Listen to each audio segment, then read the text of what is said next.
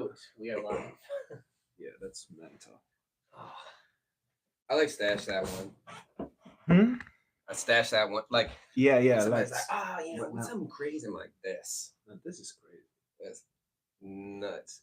Bro, I got so many people responding to me about the last podcast, being like, Yeah. Kristof's great. So We were people all in it people together. enjoyed, It's not a people one-man enjoyed you, sir. said they liked listening to you. Yeah. Okay. Are we live now? So now there's all this pressure. Yeah. You gotta Yeah. Give us another good No, episode. I don't feel pressure. We'll do it together. Okay, so should we start? We had some questions. Oh, you got some? Yeah. All right, great. Some good questions, I would say. I try to, because many of them are similar. So let's say around nutrition or whatever. Think I So should, I actually have a good set. What is that? should I tell them what I just? No. Okay. Yeah, you shouldn't tell anybody that. No. maybe the next the 100th episode. Okay. So actually, let me start this way. So we get a lot of questions about nutrition, and some of the questions are, how did nutrition also continue to grow as an athlete past your prime years, 30 plus? How does nutrition affect that? There was a couple of about these.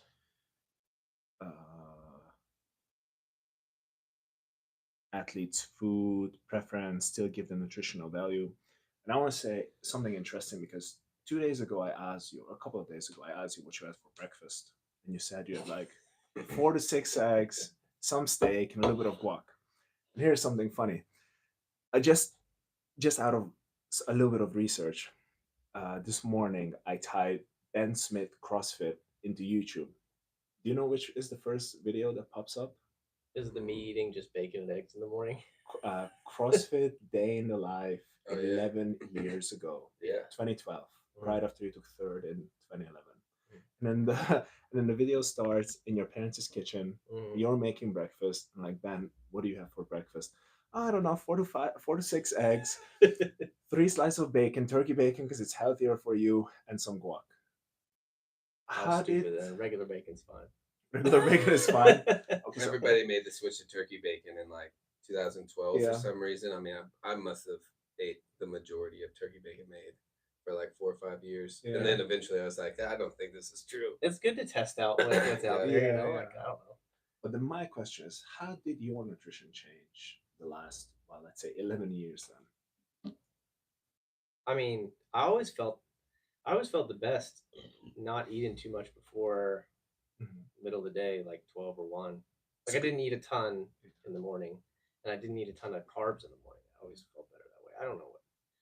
I played around with timing of like carbs and around workouts and stuff. Yeah. But I always like to work out or train foods in the morning where I've just had protein and fat. So, the first one, have you ever trained on an empty stomach? Yeah, no, I used to do that. Some. I would do that a lot. And how would that look like? You wake up and then. Oh, I would just wake up and start training. I would just roll out of bed and onto the rower and start rowing. But that And would I would be just start training. conditioning. Conditioning. wouldn't do- Usually conditioning. was Yeah, it was intervals always or- intervals. Always And then conditioning. when you were done, what would you eat right after? I would go a little while before I would eat. I usually have. I wouldn't eat too much. I usually have a protein shake, something like that. Like it wasn't a lot. I can't say my nutrition or my diet was great back then. Yeah. But I didn't fuel myself enough. that breakfast 11 years ago pretty much sounds like the same breakfast you had 3 days ago. So if you ask me how I would eat if I just didn't try to train for the CrossFit Games, it would be different than if I was trying to It would compete for the. Yes.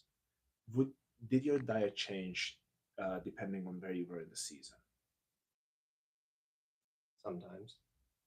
Yeah, I don't have a. Would yeah, you say that your sometimes. training ramped up towards the CrossFit Games every year? More volume, more Yes. training days? Yes. Yes, it would, and I would have to adjust. I'd have to eat more. Was there a on conscious those types change, of- or it was just like It the just kind of. need? Yeah, it just kind of happened. Maybe it was conscious, maybe it was unconscious, but just kind of built up intensity to the games. And Built up more volume. Yeah. Just to cater to that volume. Yeah. Would you say that your overall diet changed drastically in the last 10 years from your early 20s to your early 30s? No. Mm-mm. I would go back and forth. So for me, it was always like the carb thing. Like I would either Mhm. have no carbs for as long as I could each day, and then there was like 2000, 17, 18, 19. I started eating a ton of like what was it,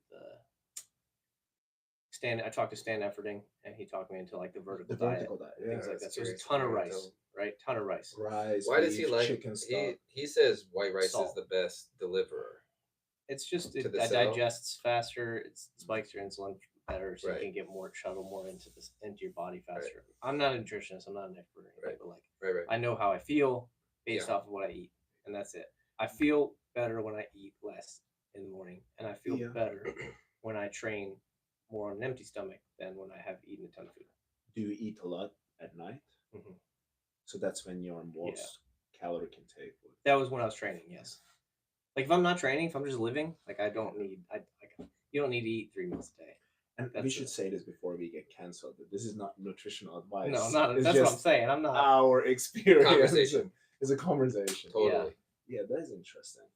And then there was one question about supplements as well.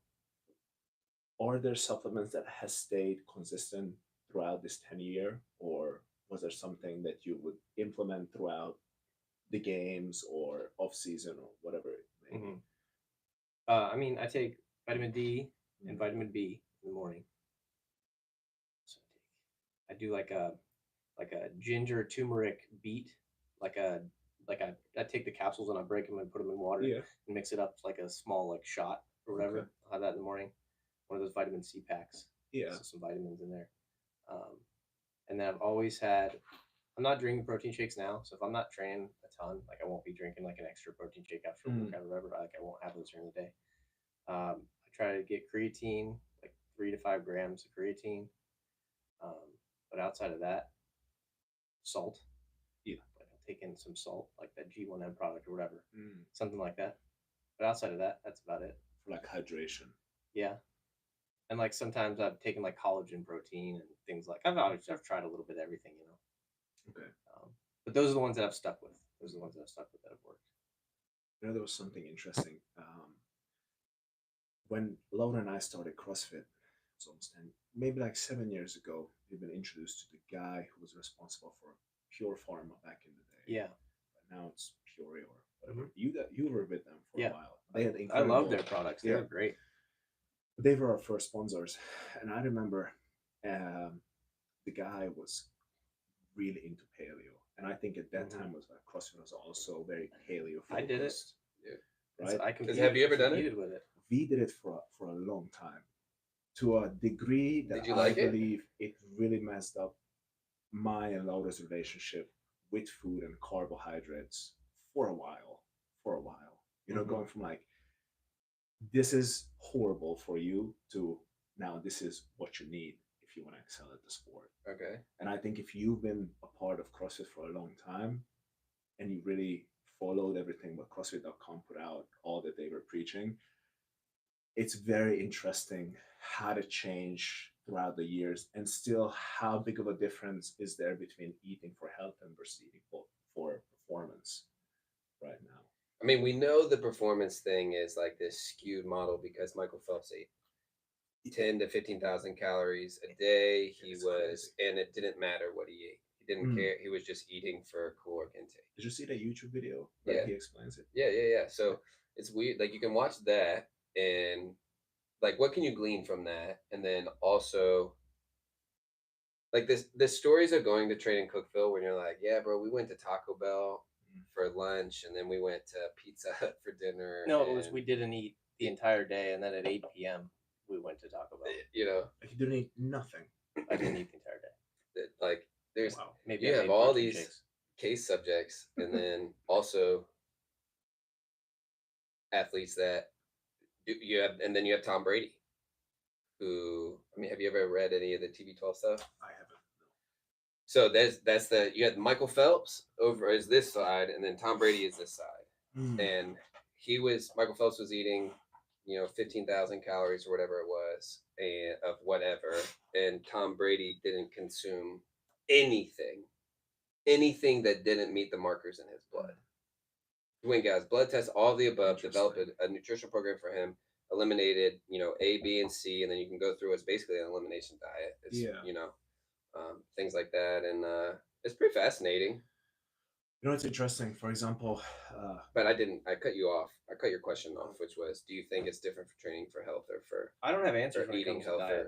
Or I've changed up my diet too much to know. yeah, I like to change it too. I think it's I- an interesting one because, for example, Gabby is a great example that she has a 4-year everyday streak on MyFitnessPal. She's been working with a nutritionist. And 4 years. there are like after the games, there's like 2 weeks off or whatever. You know, Dang. like there's a couple of weeks throughout the year, but everything is in the app, and she's following that religiously, and it is working for her. Yeah. So my question would be: have you tried tracking your Mhm. macros, and what was the longest time you went? I mean, I'd go a couple months, Couple, but like multiple times I've done that for a few months. and then through the process, you sort of learn. You cater that to the foods you would eat, and you would just carry on eating the same amount, Yeah, but I then would stop measuring. Yeah, I would per just stop se, and I putting it kind in. of did things by feel. Yeah. Yeah. But like if people would tell me I need to eat a certain number of calories in a day.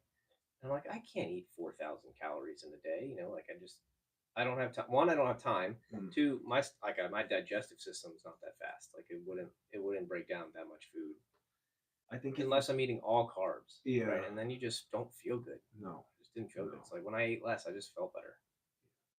So I think that's one of the interesting takeaways here as well. That when I worked with a nutritionist and there was a set amount of calories, and let's say it would differ from like rest days to training days, Mhm. there would still be days where it was a full training day, and I still feel like I was hungry in the evening. There were other days when I just cannot eat the amount of food Yeah. that was in. So and they would say you have to eat that, and I'm like, I can't. if I'm not hungry, I'm not eating. Yeah. And I think this is the tricky.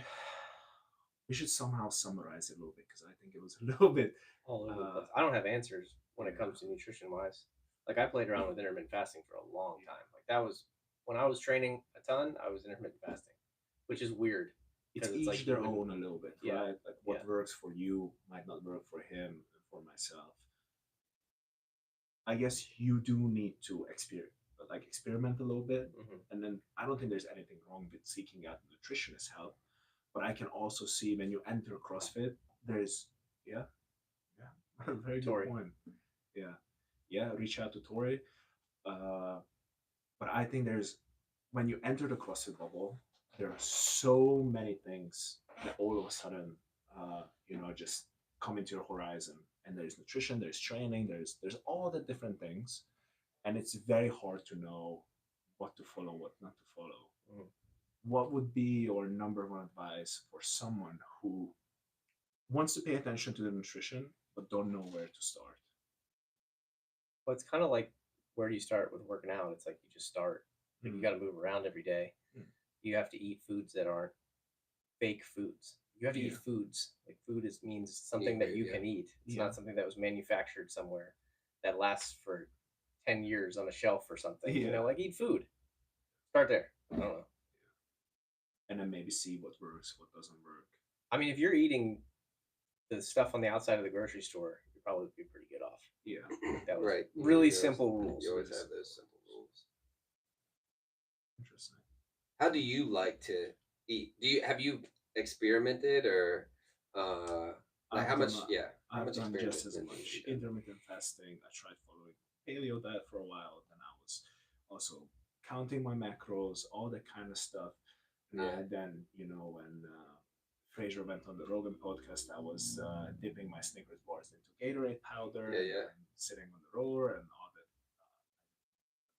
that. There's a lot of things out there, and now what I learned is when I want to change something, I always change one thing, and it also comes to training, because all of a sudden, just from like a supplement perspective, if you never take an omega-3, vitamin D, and magnesium, and you start all three at the same time, you don't know if any of those single ones are actually working, or what is working, or what doesn't work. So I always say when trying something new, that give it at least a month, 4 weeks, 5 weeks, 6 weeks, whatever it may be. If it comes to supplements, maybe write a journal how I felt before or how I feel at the beginning of the test, and then try to track that process and see if it actually helped or didn't help. And if it helped, then keep it. If it didn't help, then let it go. So, Yeah. right? Yeah. What worked best for you? What did you like the best? What did you feel the best? In terms of recovery, I drink a protein shake in the evening. Um, Creatine. I think I've been taking creatine for years now. Just like the 3 to 5 grams, one scoop every night. And But when you were following those specific different diets, which one did you feel the best? diet wise, Yeah, like you said you're doing paleo, you said you're doing intermittent fasting, you said you tried. intermittent fasting, I felt horrible. Really? I was just on the rower, and let's say that was 10 intervals of 500-meter row. Yeah. By the time I got to 6, I was done. I could just scoop up some like table sugar with a spoon just to keep going. Yeah. I did not like that. Yeah. Yeah. Paleo was very weird. I was just like skinny fat. What? For real? Yeah, for real. And you're just like shrinking away. I didn't like that one. Yeah. So that wise, I would say I'm actually doing the same as Gabby because she has to put everything into the app. She cooks most of the time, and I just eat a little bit more. I would say it's carb based around training sessions.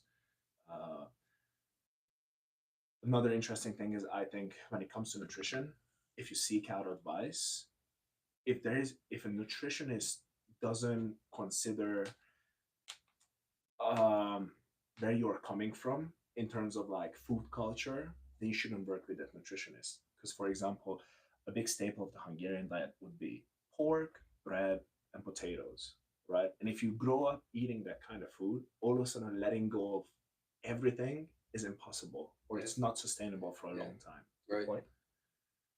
So I'd say work with someone who also considers your nutritional habits prior to starting working with them. Yeah.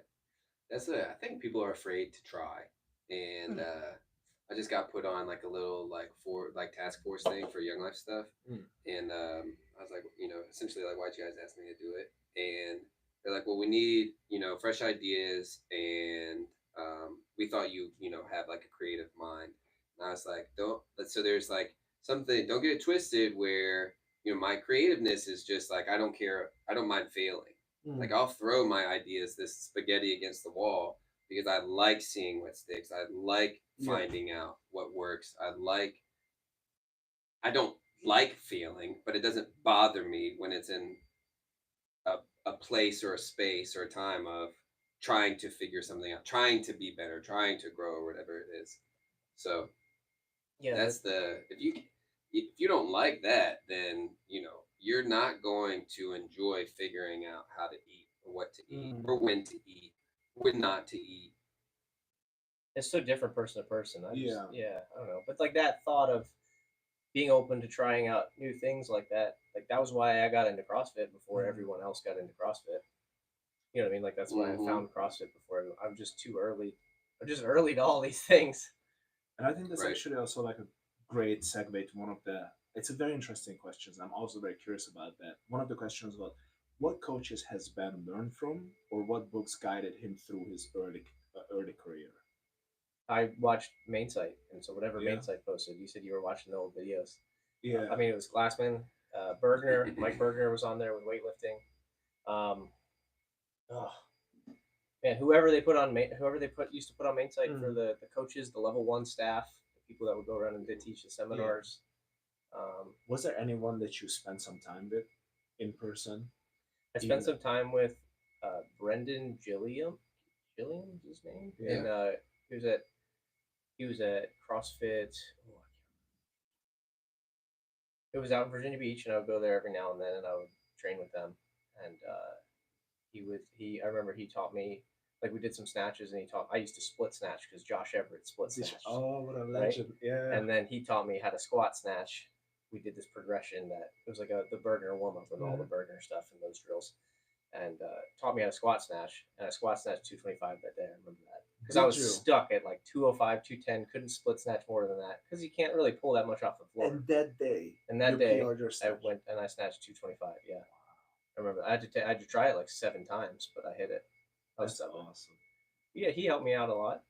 Train with him a little bit because he was with CrossFit he was on the level and stuff. He was in all those old videos. Like Yeah. you watch those old videos, like That's something that's missing too. Like nobody's watching the old stuff. Like the CrossFit content in the beginning was very educational. it was so good. Oh It was gosh, so it was good. so good. It's so simple too, Yeah, yeah. and we Right to the just point. everyone forgets about it, I guess, or take it for granted. I was thinking about this. I was walking yesterday. I was just thinking about that. I was like, when I started CrossFit, CrossFit was revolutionary, and I was like, you know, when you like go on Twitter and you like gonna tweet something and then you erase it, and then you tweet something every and then time. you erase it, and I did it Yeah. like 5 times on this walk, right? And I'm just trying to get my daughter Yeah. to fall asleep, and we're walking. I was like, yeah, CrossFit's revolutionary, and then I'm like, well, it still is revolutionary. Right. The idea hasn't changed. It's Mhm. the people that are implementing the idea are the only thing that's changed, right? It's like the idea still exists. Now everybody knows about it, but everybody doesn't really know about it because if they knew about it, they'd be doing it. But they don't know about it. Right. Like if you know something, you do it. Like if you know something, you act it out without even knowing it, without even knowing that you're acting it out. Right. So I think the interesting thing from my perspective is that, and it's, I want to tread the waters here very carefully because I'm not trying to talk badly about other programmings. I'm just talking about my personal experience. And for me, the biggest sort of like breath of fresh air starting to work with you is that I feel like a lot of people in the space trying to reinvent the wheel a little bit, right? And there's a ton of information out there. There's a ton of different ways how you can approach training and CrossFit and all that. And for me, the greatest thing is I feel like I came back to the basics a little bit. And it's so true to everything I would say that basics works the best. You know, how someone would have told me this once, like keep it simple, stupid. And Sounds like something it's she'd not say. that, yeah, it sounds like something she With would the say. emphasis on the stupid. No, the emphasis on the keeping it simple. Yeah. But to me, that what you are doing, what we are doing in the gym every day, is so simple. But in that simplicity, there's a lot of beauty in terms of like rep schemes, in terms of the movement sparing, in terms of how the weeks, how the months are also built up. And I know that you talk to this that it's a lot of it is intentional, a lot of it is experience, and maybe some part of it is Intuition, unintentional maybe. intuition. Yeah, but that is such a, I just feel like I'm doing what I've fallen in love with in terms of CrossFit, like coming in and doing the workouts and doing the simple things, and I feel like it's working so well as well. And then when you started, was it this way for you in the beginning? It was just CrossFit.com. Whatever was the workout of the day. And I remember when we tried to switch to multiple workouts a day, then all of a sudden, uh, there was not enough workouts out there because it was just always one workout a day. Right. So we started to make up a couple of them, or look at what Ben would post something, or some of the OGs would post something, and you would do that one. There was not much thought behind it. If we did squats in the morning, we did maybe thrusters in the afternoon sometimes. Yeah. But that was about it. And the interesting thing is, a couple of the questions was, how do you maintain fitness while also trying to get stronger, and what would be your approach to get stronger? Question, please. You want me to? Yes. What? You don't like this question? No, I love this question. You love the question? I love this. Is like one of my favorite things. Been so good. Now I don't know what is your approach to being also being strong? What does that mean? One thing, the virtuosity thing. Like, Yeah. I think that was something that Glassman always said. But that was also something that I learned in sports, like in other sports, that all of the people that I would get advice from that were good at their sports, they said they paid attention to all the little details. They did all the little details better than everyone else. Like, that was the only thing that made them better than everyone else was they paid attention to the little details. Even in like business, right? You're running your coffee shop. What did you guys do recently that made all the difference in the world? You started paying attention. Yeah, we started going really, really fine tuning the details. Yeah, and it's like, so I'm going to stick with the movements that are simple. It's like, how am I going to be better than the person next to me? I'm going to try to air squat better than they do, more efficiently. And that'll carry over into all the other movements and that kind of thing. So that's kind of what I'm always thinking about. And the other thing is, Dane made a post yesterday on his page, the Smith Bros Garage page. It's like, you don't need more workouts. You need to work out harder or something like that. It was perfect. He says you don't need harder workouts. You need to work out harder. Yeah. Which is it's like the first thing Glassman says when he's teaching people CrossFit 10 years ago. So would you say that still true to this day that you prioritize intensity over volume? Yeah, I mean, you'll notice we'll come in here and Yeah. how do we make up workouts? It's like, well, Yeah. let's yeah, well, it's like it's not random, but No. it's like it maximizes the intensity. That's the goal. It's just maximize intensity, and we go by some feel. Because then 2 days ago we came in and all we did in the morning was a 7 round workout. Yeah, But that was plenty. yeah. Well, So if you go hard well, enough, if it's you go plenty. hard Like enough. that's why when you compete at the CrossFit Games, they don't have Mm. more than 3 workouts in a day or 3 events in a day. Sometimes Yeah. they'll have 4. But like that's why would you need to train more than that? And what would you say? Because when I look at you and when I think about strength, sometimes I think people's minds, strength is something that you peak towards and then, maybe peak away, peak towards and peak away. And when I look at your career, especially performances at the CrossFit Games, I would say that your strength was consistent and you were getting stronger, but it was consistent throughout the years. Mm-hmm. I feel my strongest I've ever been, but it also means that I don't need to, let's say, taper off for a week to hit a 1 rep max snatch or No. hit something heavy. There are numbers that are consistently there for me as well. What is your approach to strength training, and also that conditioning is not to a detriment of that, and vice versa? So I think the strength thing I learned from what's the guy's name? The guy at the Average Bros gym over in Vegas. I don't remember his name, but he coached some weightlifters like Pat Okay. Mendez. There's some other guys that were there that were really good, but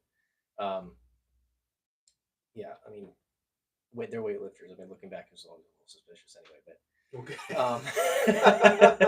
With like how they handle volume and all that, but yeah. Yeah. Anyways, he would say that they had like everyday maxes. They would call them everyday maxes. So Okay. like, it was the weight that they could hit every day. Like JB says, he's going to be able to snatch whatever it is on his deathbed. Like that was right. It's like on your death always. Yeah, like if you can't snatch 225, if I'm on laying on your deathbed, you don't get out of the bed and snatch 225, you ain't got it. There was this, or there is this European coach who I'm really not a fan of, but he was calling them bottom numbers. Mhm. It's something that on Just the like given that. day, Yeah. you can hit it anytime. Yeah. And that you want for CrossFit, you want those to be as high That as was possible. that was my goal. Yeah. That was my goal with my lifts. And it was going into the games and stuff. You'd have those numbers, and that was what you knew you were ready if you prepared and you could do these numbers, right? If you could get to certain numbers, and then some days are great, and then some days you hit those numbers, and that's it. Yeah. But you know that you have at least that capacity going in. So that was kind of what I was. Like we talked about, like a 260, 275 snatch, for example. Yeah. Mhm. And then all the conditioning stuff, all of the stuff around. I always focused on strength, just because I thought it was the hardest thing to develop, and then I liked. It took me the longest time to develop, right? But then it carried over into the most other things. Yeah. And then all the other stuff was like accessory work to the strength work. Like I looked at CrossFitters as like strength athletes. I know they're endurance athletes, Yeah. but I looked at them like strength athletes, and then all the other stuff was like work capacity to help supplement the strength part of it for me. Because like gymnastics, handstand push-ups, like that's strength. If you don't have the strength, you can't do the workout. So you have to first build the strength, and then you would build the engine and capacity and work capacity, right? So you first build strength, and then you take that strength, and then you test it, and then you go back and you refine the strength, and then you test it again, and you just kind of bounce back and forth between the two. So you would say strength is the basis. Yeah, that was my mindset. That was my mindset. Was strength was very, very central. I know the pyramid of CrossFit was the opposite. It was like conditioning on the bottom. Yeah. I'm like, yeah, I get it, but like the tests that they had, it was like if you didn't have the strength, you couldn't compete in the events. So you needed the strength 1st. So that was what I always tried to work towards when I was training and competing. What is your advice to, let me rephrase that.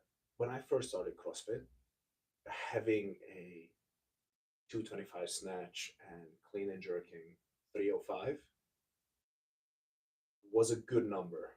Yeah. Right? I remember those days when you could snatch like 245, 255. Yeah. It was a big number. Big deal. Now we're talking about a 305 snatch and a 350 clean and jerk as a 10th, semifinals or level is like a top 10 number, Yeah. maybe. Yeah. Yeah, maybe.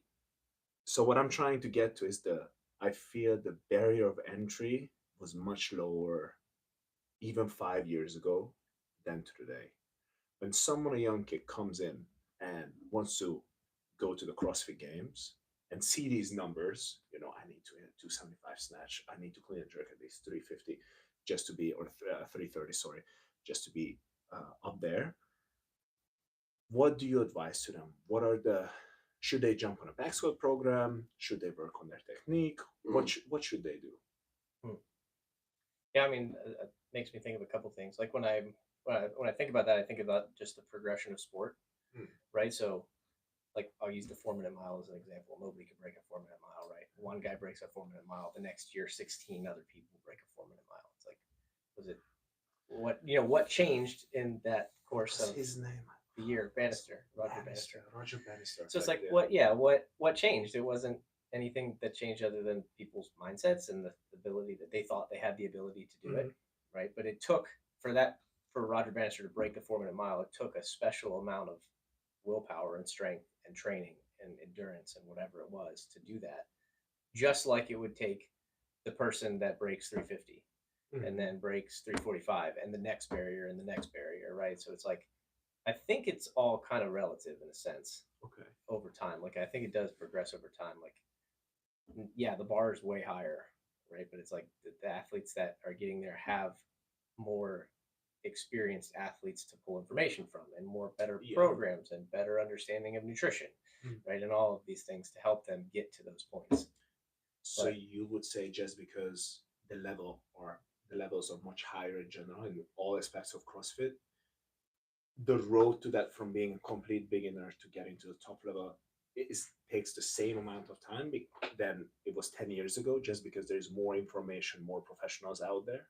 Potentially, but maybe not. It's a little something like that. Like I mean, for me as an example, let's say it took me 10 years to get to a place, right? And then Alec and Dane come in and they get right up to my level in 2 or 3 years. Right. It's like, oh, that was just because I had to learn it all, how to do it myself, kind of thing.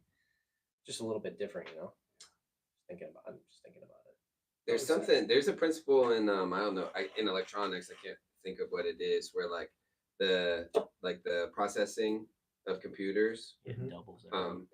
It's like doubled every year. The processing power is doubled Moore's every law. year. Moore's law. There you go. But now we're at a place where it's like you can the original supercomputer, the original IBM supercomputer, took up a factory, in 1920 or whatever it was, and now it's in your pocket. Now 100 times that computing power is in your pocket or sitting on this table. Yeah. And it's like, well, how does it get to the next? Like, does it keeps getting smaller or needing less space? I assume that is happening because if, like, Justin Medeiros and somebody, I remember a couple years ago at Rogue on that stupid barbell complex, hit like 355, and it was like 4 lifts or something in one. And the max clean and jerk in 2013 was 345 for one. Yeah. And they hit 355 for a clean front squat, clean and jerk or something. Yeah. Why? You can only assume that it's because they had, I don't know, better coaching. I think it's an interesting analogy because physiologically we haven't changed as humans, just like as computers, right? So there's not crazier humans that are coming out of the womb each year. I also think that Justin Medeiros is a very interesting example. And there are a couple of kids, essentially, or younger ones that are coming to the space already. One with a background that, let's say, Ben and I would like. Alec is a great example, the gymnastics background. And I also think he's a freak when it comes to like running and all that kind of stuff. He is a freak athlete. I don't understand why. But there are people who come in with a background that most people didn't possess. And the other thing, I think that ties into the Roger Bannister effect as well, that the young kids, guys and girls, are coming in and they already see what can be achieved. And what they are thinking is, how can I break that ceiling? And how can I push it even further and further? Right. And I also think there's a big part of it that the knowledge that we have, so many coaches have today, are also accelerating the process. So it's probably like a multi There's a little. thing. I agree. There's a little. There's something interesting. Come back to the intensity thing that you were talking about a second ago, which is that's the word that Glassman used to say this is how you do what you're trying to describe, which is the level of intensity that the human body was under trying to accomplish this CrossFit thing in 2008, right? Was at what level, at what capacity, and slowly but surely, people figured out how to do more faster. Like there are average gym goers of CrossFit Krypton who do games workouts. They don't do them in 10 minutes, they do them in 20 minutes. But still, like that workout seemed to be out of reach for a while or whatever it was. And now even those aren't that out of reach. They just takes like they used to legitimately not be able to be done by somebody attending a class. And now here, at least, Joe Schmo can do them. I don't know. I'd love to see the 2014 games repeated again completely with these athletes in the same spot, the same place, like doing the same equipment, whatever. I'd love to see it because I think it would crush people. I think you'd have your outliers. I think you'd have a few athletes that would just crush the times that were back then, but I think they'd be comparable. You think so? I think they'd be comparable. That amount, yeah. That's just my opinion, but I'd love to see it. I trust the opinion. Wasn't one of the games a couple of years ago? The first day was the 2008 games, like 2016. Like the whole first day was all the workouts that was done in there. Yeah, and I was better at running that hill than I was in 2008 without running that hill in between. Yeah, I don't know. Very interesting.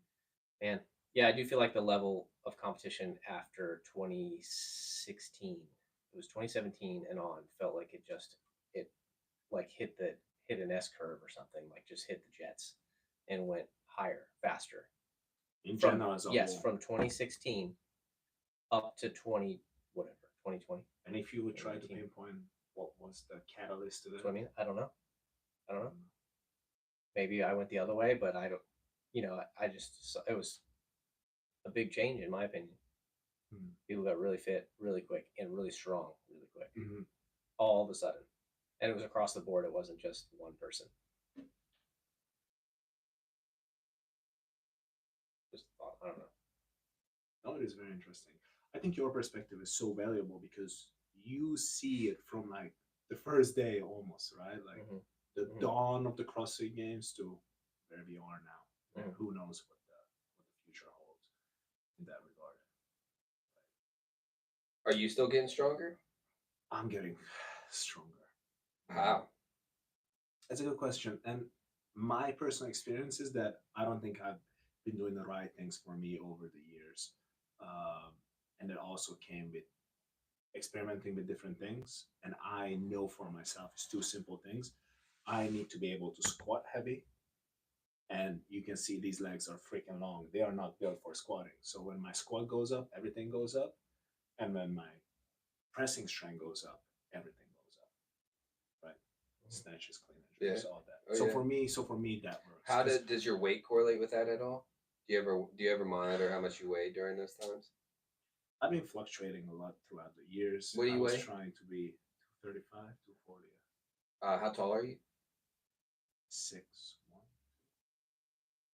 6'1"? No way. Is it too high? Too No, low. you gotta be taller than 6'3" at least. I mean, you're minimum 6'3", 6'4". Like 190 centimeters. So. Okay. Whatever that may be. All right, maybe you're not as tall as I think. But I would say like 240. Where we would be, and this might be the only thing that we're similar in CrossFit with Laura, is that we're both very strong from pulling from the floor, from the bar, just pulling in general, right? So for me, it was never about building pulling strength. It was the opposite. let's say, Mhm. just building the pressing and the squatting strength, and The that same. correlated to.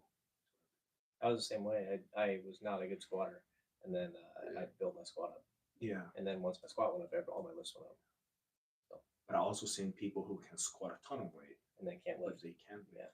Oh no, I've seen. Yeah. So you have Right. to find That's- what works for Yeah, for you. it's true. Everyone's different. Everyone is different. Why can't that person that can squat a house not lift?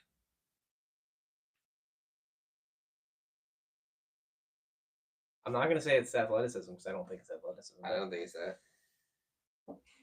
Like I think it's each of their own little bit. You have to see the person that you're talking about. I look at it like I like the snatch and the clean and jerk because if you look at it, if you look at the lift and you look at your body like a chain, like and each one of the pieces of it, right, is a certain strength.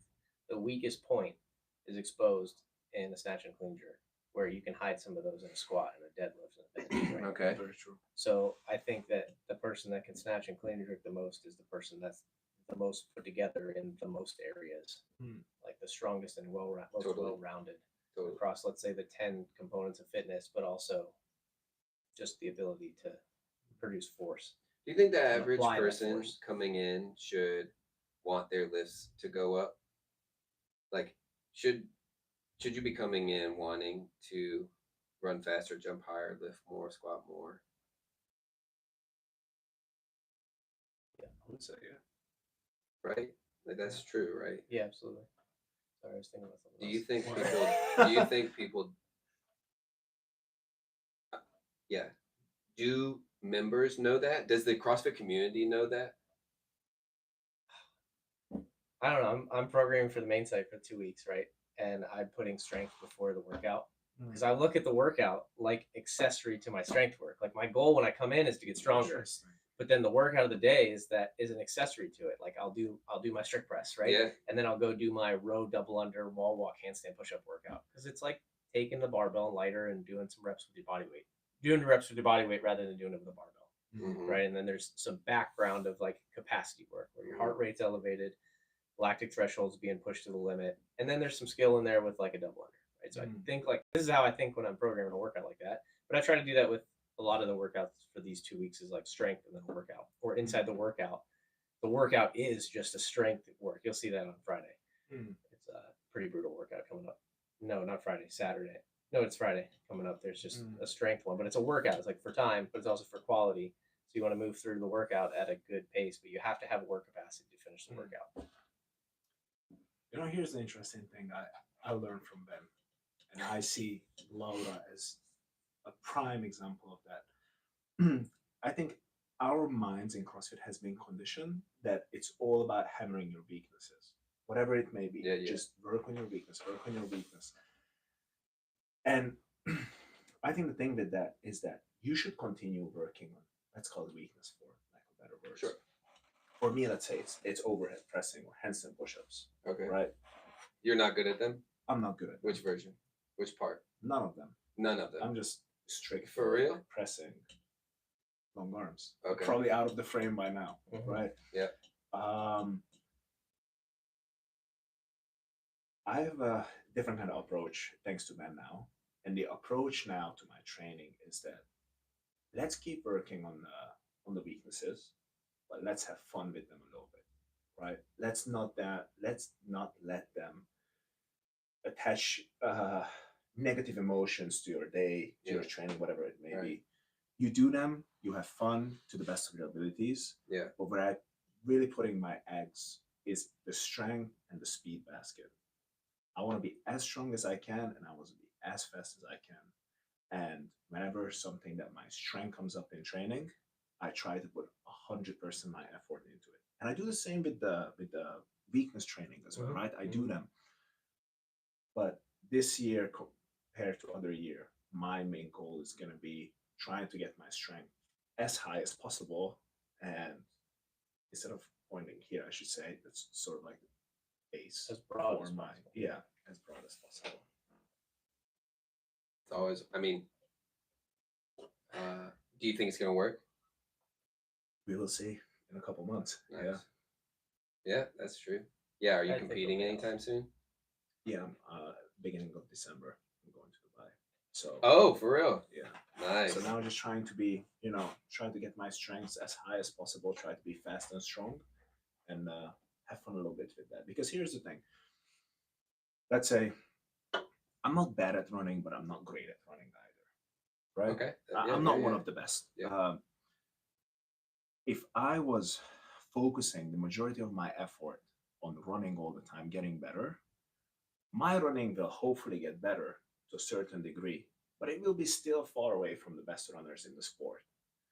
Whereas now I'm taking away attention for where I can truly excel, right? And that is give me a barbell, give me a rower, Right. give me a sandbag, for example. Right. And all of a sudden, instead of making sure my strengths are as strong as possible and I can capitalize and I can cash out on those movements and those domains of CrossFit, now I become average at both, at best at everything, instead of being exceptional at certain things. And then while I'm still working on my running, I'm still working on my pressing, I can still make those marginal gains there. But instead of putting all my effort into what I suck at, I focus on what I'm good at a little bit. Yeah, you have to play to your strengths. Mm. Absolutely. Because I mean, if you have a weakness, that means that you have to have the strength. You have to have you probably have a strength in the other direction. Yeah. So if you can boost that one up at the same time as you're working on this one, you're gonna cover that for that weakness a little bit, right? So that average out point wise over the course of a competition. If the competition's balanced, you should finish better having a strong strength and also kind of working on that other one at the same time. And then I think when it comes to competition, an interesting example is Justin Medeiros, who hasn't won more than like one event in 3 years. It was something like ridiculously low. It didn't have to win events to win the games. And then they're always talking about for the games, let's say if you would manage to be top 10 throughout the whole games, then there's a high chance that you're going to be on the podium. First, 100%. Right? Yeah. But here's the other thing, and I don't know what you think about that, but Laura would be the other example for she might have one or two lower places, but then she comes Sunday, she wins all the events, right? I think having a capability to win events is so valuable to today as well. Yeah. Because if you're just close to the top at everything, you still can afford to have a lower place finish because then the average goes lower. But when you have the event winning capabilities, you can afford to have maybe one or two bad events. Why do you think I have you guys lift so much? Yeah. This is what. Yeah, it's huge. You need to be able nowadays, especially. You need to be able to win events. Yeah. And I don't think you'll have a CrossFit Games champion that's not one of the strongest in the field. That was going to be my next question. Yeah. Why? Because strength is applied over all kinds of different domains. Like gymnastics is strength. Yeah. I mean, to an extent, rowing is strength. Biking, running, all that stuff is also strength. Like to a degree. Sprinting, like anything fast, is strength. I mean, go look at 400-meter runners versus the marathon guys. Yeah, it's like you guys have all seen that picture online. Like they're different people, different human beings. Which one would you rather be? It's like I'd rather be the 400-meter runner because they can do the most things the best. That's what a CrossFitter is supposed to be, right? Yeah. So that strength, having that strength is really important. It's key. Yeah. I think my mindset also changed a lot being like helping Gabby because for the last 3 years, for the games and for Rogue, I would make like just to make it easier for myself and also to show it to her. It's almost like a color chart, and I would put every single event of hers there, and I would put the placings underneath. And the color would be first place is yellow, and then there would be a second to 10 that was a different color, and that was 10 to 20th, and then 20 to 30, right? And then like the verse would be red. And I just told her that going into a competition, you don't want to have more than one red events. That this is what you can afford, right? And my approach is always try to be as consistent as possible. Everything is elevating at once. Whereas now for this year, coming Rogue, my approach has changed in that regard, talking with you as well, that my goal is not to be always in the safe zone, but rather try to go out there, try to take chances and win events.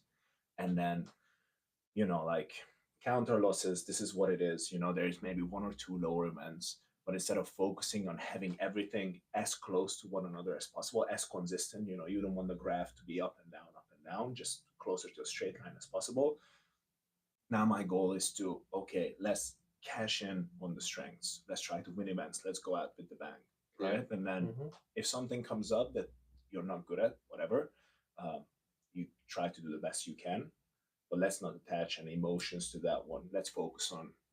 That's it. All I'm thinking about is like it's kind of like you just when you're a person, when you're a living person, when you're being, you want to just be you, and the best like that. If you're just you, and you just go around being you, it's probably the best version of. That's probably like the best thing for all the people at the gym, rather than you coming in and trying to pretend like you're something else, because then you're kind of hiding something. And you're not gonna, Like in CrossFit, for an easier example, if you're strong at lifting, be that girl, be that guy who lifts all the weights. Don't try to pretend you're a gymnast. Yeah, but at the same time, like at the same time, you're like, I know I'm dragging this thing behind me that I need to clean up, but like I'm gonna go try to clean it up and be the best that I can. Like, hey guys, I got this thing, but I'm gonna work on it.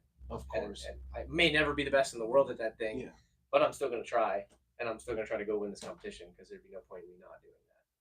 So I don't know. It's like, I think it's also tricky because like we're almost all CrossFit Games athletes are accepted to be good at everything. We as people aren't good at everything. We all have personal flaws that we are working on. Just you would work on, for me, strict handstand push-ups, right? You do your best to work on the weaknesses as much as you try to work on your flaws as a person every single day. But it isn't something that defines you. If you focus on that, you go crazy. Right? Yeah.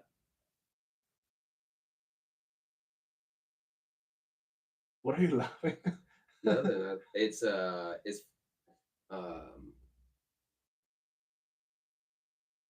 perspective.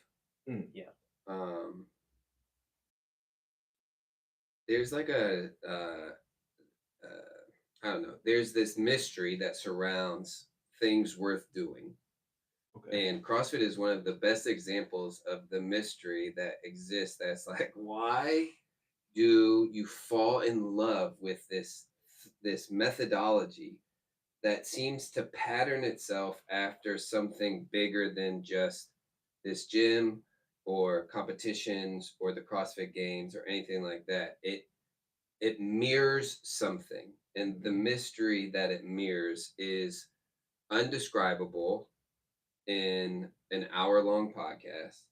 And also, like, you just get these glimpses of it and you start trying to map this mystery, and you're like, wait, there's something really special about not being deficient in everything and trying to work on these deficiencies or work on these weaknesses. And then there's something special about being great at this one thing and knowing I'm great at this one thing and doing really, really well at this thing that I'm good at. And then there's this thing about sharing. And then there's this thing, and you keep going. You can map it in the gym space, like super easy. You can map it here really easy.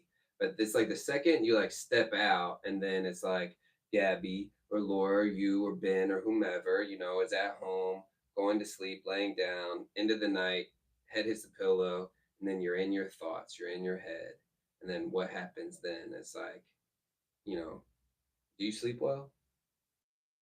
Most nights. You're like, right. It's like, there are like lots of people whose mind races at night, like races towards, and then it's like, towards what? Or, it's going to be towards something or whatever. And then it's like, you bring your attention back on something. It's like, what is your attention about to be on? And somehow there's this mystery here where it's like you walk in the door and your attention almost always is put on the right thing. And for me, at least, if it's not on the right thing, I'll almost immediately know if it's not on the right thing or not. But how do you give that away? Or is that the coach's job in this specific, in like the gym space, right? To help steer the to notice the what do you, the attendee, the member, the member, is, well, like when you think of great coaches, right? Like, what does a great coach do? A great coach doesn't just help the athlete on the field. Like they help the athlete on the field, and then that carries over into changing the athlete completely as a person. It's like there's some impact that's greater than just the competition floor. Absolutely. I think that's the kind of stuff that we'd always talk about in this podcast. If that's your only impact as a coach, to impact someone's performance, then I would say you almost failed at your job.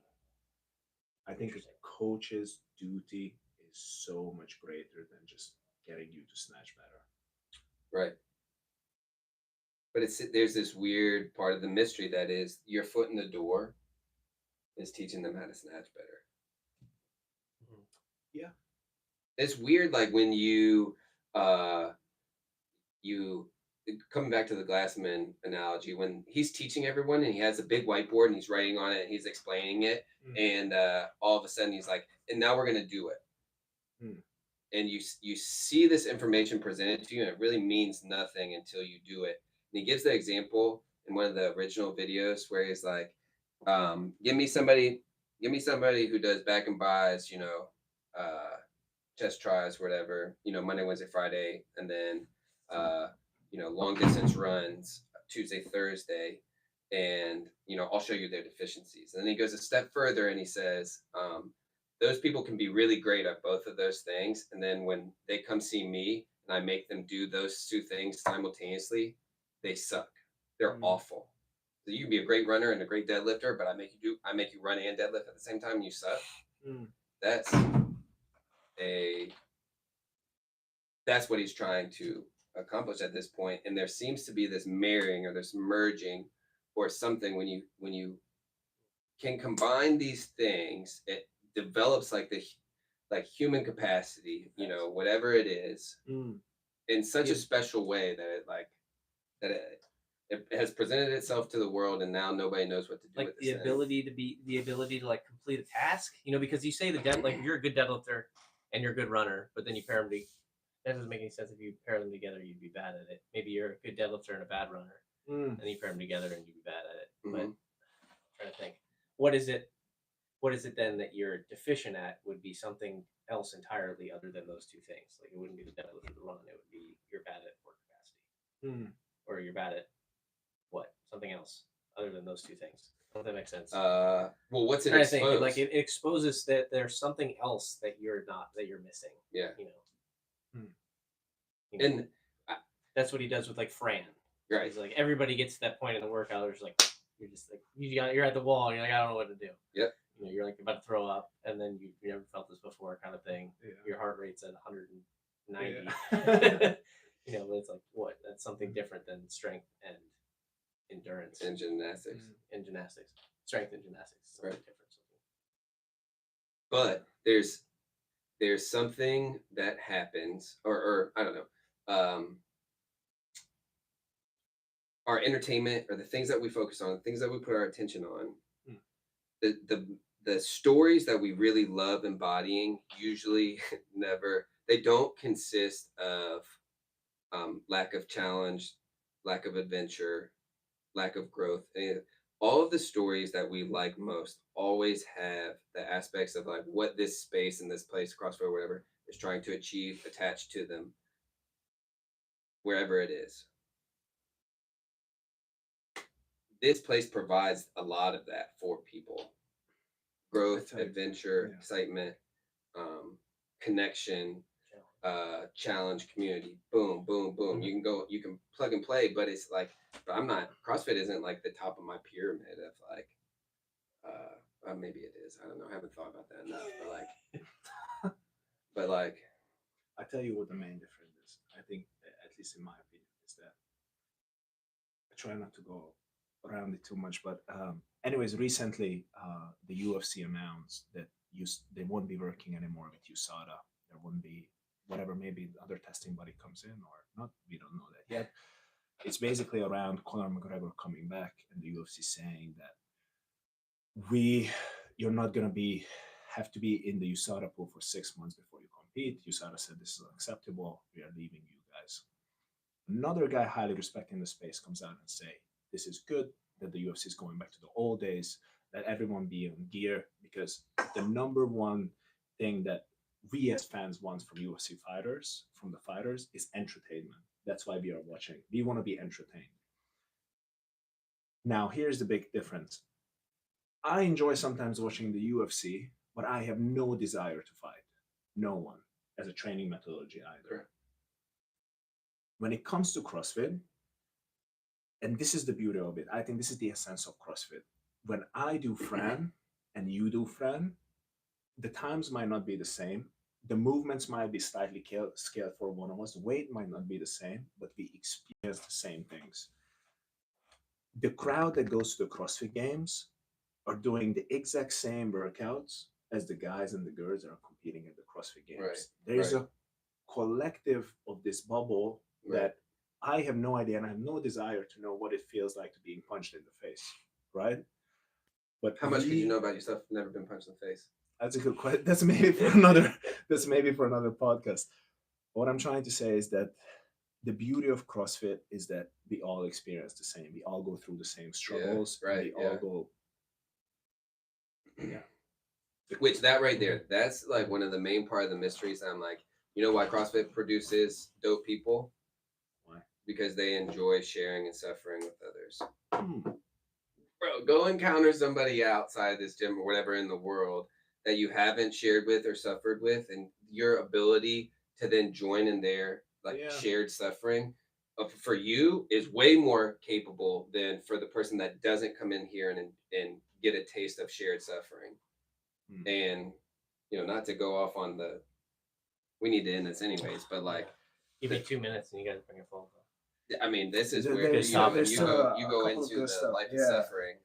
Who is that? One for There's who was the life of suffering? Philosopher. It wasn't Nietzsche, was it? It might have been Nietzsche. But that's what we love about it. Yeah. Like you walk out of here and you're like, man, I just suffered with a bunch of people, and we made it. Like How is that possible that you can travel Right. to China, you can travel to South America, you can drop into a box and immediately make friends and immediately have such a strong common link in a chain, right? It's all thanks to CrossFit. Yeah, and that pattern, like you said, is representative of something bigger. Yeah. Also, it's a representation on the lower level. Yes. Which is that's what the gym is, and that's kind of what we're always poking at when we're talking about these things. Is that it's just representative? That's like what you mean when it said it's not at the top of your hierarchy. It's like, well, there's something else above all of this that matters more, but it's represented in the gym, in the space. It's cool. You should keep asking more questions. I gotta go, coach. All right. We'll do. We'll leave. There's a lot of good topics. Well, next week we'll do another. Yeah. Just don't say nothing now, JP.